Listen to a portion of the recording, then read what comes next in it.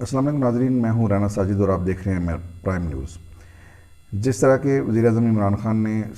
27 مارچ کے جلسے میں ایک خط کا تذکرہ کیا تھا جو کہ 7 مارچ کو پاکستان کے فارن آفس میں آتا ہے، جس میں یہ لکھا ہوتا ہے کہ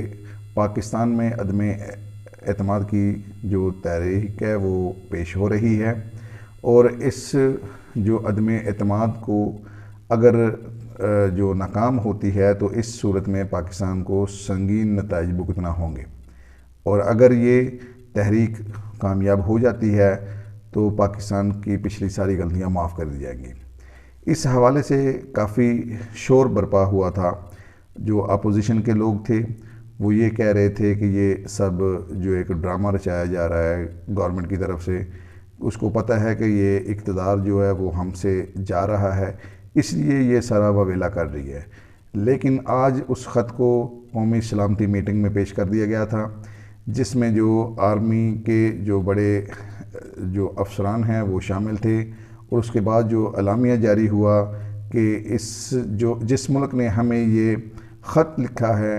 اس کو ہم سختی سے جواب دیں گے، تو وہ خط کے بارے میں سارے شکوک و شبہات ختم ہو گئے ہیں۔ اب جو ابہام اپوزیشن پیدا کر رہی تھی وہ ختم ہو گیا ہے۔ اب اس خط کی انکوائری ہونی چاہیے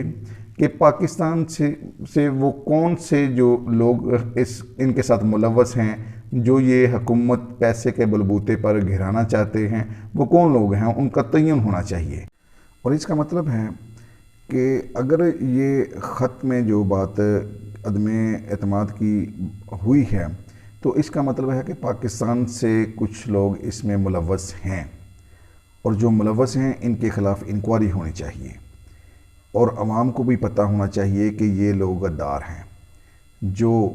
بیرونی طاقتوں کے غلام ہیں، اور ان کے آگے جو سر جھکائے کھڑے ہیں کہ آپ ہماری ڈیوٹی لگائیں، پاکستان میں کرنا کیا ہے، جو پاکستان کو آزاد دیکھنا نہیں چاہتے، جن کے اپنے مفادات ان بیرونی طاقتوں کے ساتھ جڑے ہوئے ہیں، ان کے جو چہرے ہیں وہ عوام کے سامنے لانے چاہیے۔ اس کی بڑے پیمانے پر انکوائری کر کے ان لوگوں کو جو عوام کے سامنے لا کر کیف و کردار تک پہنچانا چاہیے۔ یہ اب ریاست کی ذمہ داری ہے کہ ان لوگوں کو بے نقاب کیا جائے۔ السلام علیکم۔